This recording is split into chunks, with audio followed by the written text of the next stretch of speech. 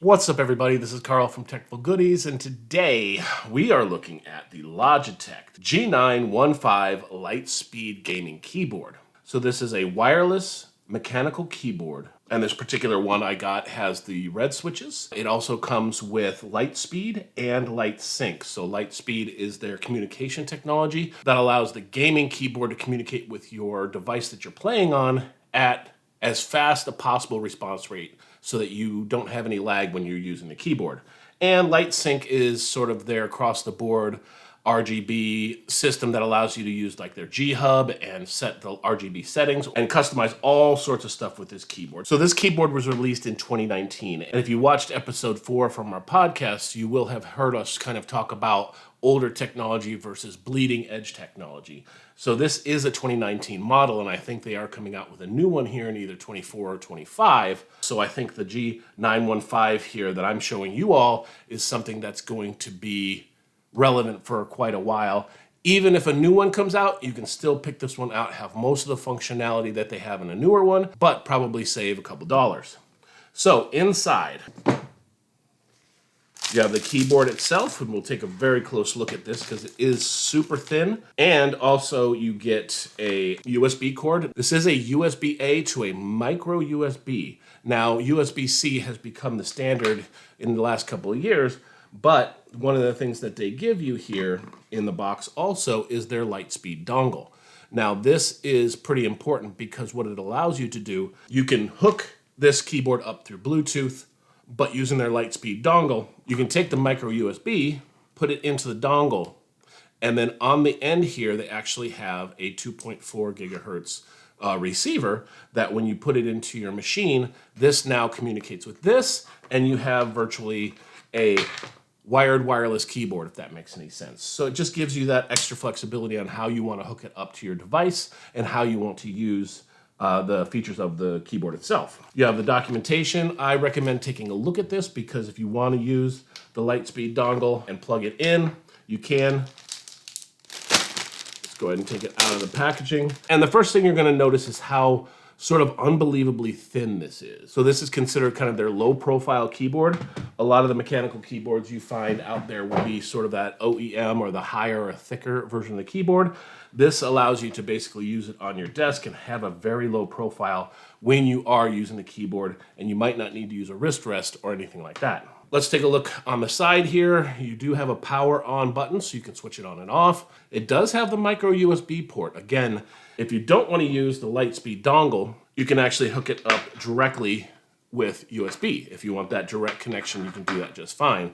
And being a keyboard, I mean, you don't really need the USB-C connection protocol because there's not a whole lot of data being sent through a keyboard, so micro USB is definitely enough. So I'm gonna go ahead and plug it into my laptop here and turn it on. And let's take a look at sort of the features of the keyboard itself, because it's not just a standard 100% keyboard, it's got a couple extra things that I want you to know about. It has 5 programmable buttons on the side here. These are considered their sort of programmable G buttons. If you use the Logitech G Hub software, you can actually remap every one of these buttons. And the cool thing about that is that you have these extra buttons that you can use here on the side. So if you don't have one you want to get rid of on the main keyboard, you can use the one on the side. And to accompany that and the customization you can do with the keyboard, they have their 4 buttons up here on the top. Memory 1, Memory 2, Memory 3. And what that allows you to do is go into their G Hub software and set up a configuration profile that you might use with game A. Let's say you're playing something, I don't know, like Farming Simulator,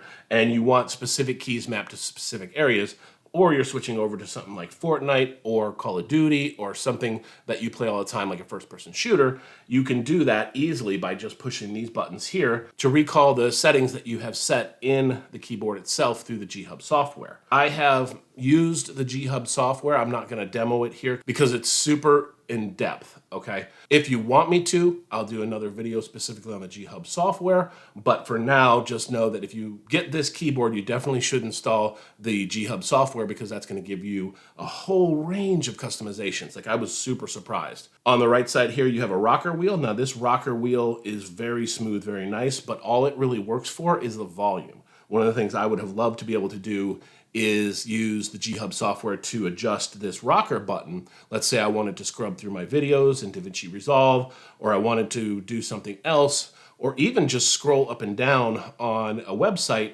I would like to be able to do that and change that, but you can't. It's simply just for volume. On the top here, you have four more buttons. One is your light speed button. So that's kind of telling it you're hardwiring it up to the machine itself. You have a Bluetooth button here. You also have a game mode button. It looks like a little joystick here. When that's on in the G Hub, there is specific customization that you can set up so that when you press that, it does also change how the keyboard works in specific situations.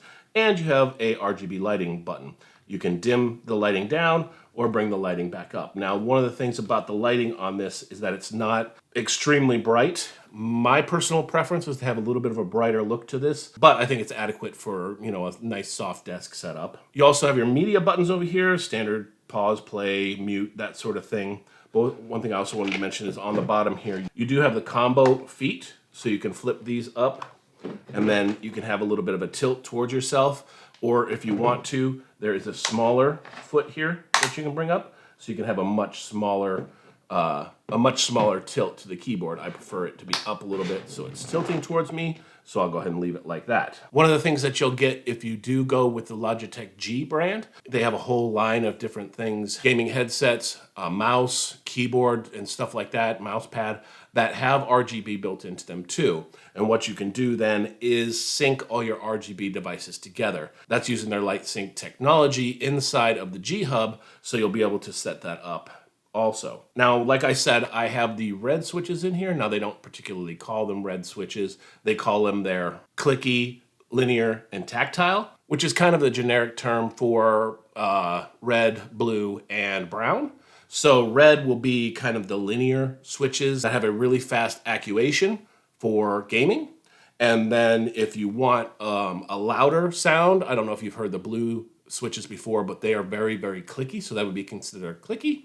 And then if you go with tactile, it'll be similar to the red and similar to the blue. It's kind of a happy medium, I guess, where you have a little bit of a click so you can feel the button go down. With the linears, you don't feel anything other than the key bottoming out. With the tactile, you'll feel a little bit of a click as you push down.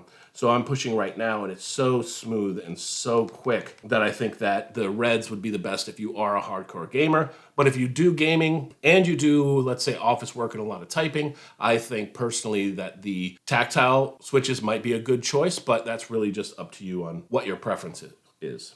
And this is really a nice looking keyboard. Let me go ahead and see if I can get it up to the screen here. The chassis here uses aircraft grade aluminum alloy. Now, I don't really know how aircraft grade that is, but I think that it's nice to have that aluminum alloy here to kind of keep the keyboard safe and also provide sort of that really nice look to it. And one thing to mention before I forget is that with the multiple connection modes, one of the things that I like to be able to do is move my keyboard to different places.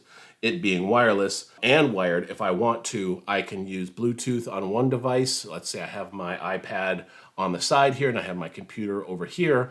I should be able to switch between them. So if I click the light speed, I'm connected to this. And if I click Bluetooth, then I'm connecting to my iPad. And I think that that's super handy when it comes to a keyboard because it just, again, gives you that flexibility to use it how you want it. So switching back over to memory one of the things that I actually think is kind of nice is that you can individually change each key's RGB settings, okay? Right now, it is kind of a rainbow effect going across the keyboard itself, but for me, one of the things that I have a hard time with is indexing. I can't particularly feel the little notch that they put on all keyboards. So what I would like to do is actually take the J and the F, the ones that you index with your fingers here, and change those to a different color so that when I'm looking briefly down at the keyboard, if it is like a darker room or I'm playing a game, I can easily index my hands. Or if I wanted to, I can change the WASD keys. That way I can see them really easily in the dark, different from all the rest of the keys. Now the rest of the keys can continue to be this sort of rainbow pattern,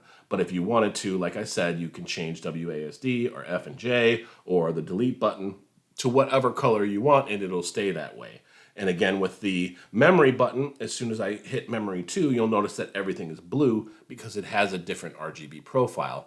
And that also helps you to know which one you're using, depending on what game you're playing, blah, blah, blah, all that kind of stuff that we talked about earlier. But again, the sort of features that they have in this and how many things you can do with it, especially with the G Hub software, I think is really, really, really impressive. Do I think it's worth the price point? It is a bit of a higher price point. Logitech G is their sort of premium gaming accessories. So if you're looking for a budget keyboard, I don't think this is one is going to be the one you want. But if you're looking for something that is a really good quality and will last for a long time and will be lightning fast when you're playing games, you should definitely take a look at this. And even if you don't play games, and really what you want is just a nice feeling keyboard, something that's low profile like this, and you don't like the thicker mechanical keyboards, this is a great option, especially with these G keys on the side. There's 5 of them that are programmable. If you have macros or something that you like to do on a daily basis, they're sitting right there and you don't have to remap your main keyboard or try to do some sort of context-specific key binding like Alt-T-Y or some stupid thing like that in order to get your macro to run. You have these G keys on the side. So I'll go ahead and put the link down below if you want to take a look at it. When you click through to the listing, you'll actually see the full-size keyboard and you'll see the TKL version. If you want to click between those, you can kind of see what the difference is. It allows you to choose the different keys that you want, clicky, linear, or tactile. It does come in black or white, but again, I've been really impressed by this keyboard. It's the Logitech G. And if you like this or this helped you out in any way, give me a thumbs up, subscribe. I'd love to see you back. I'm just a tech guy sitting at a tech desk looking at cool stuff, seeing if we like it. So other than that, this is Carl from Techful Goodies, and I'm out.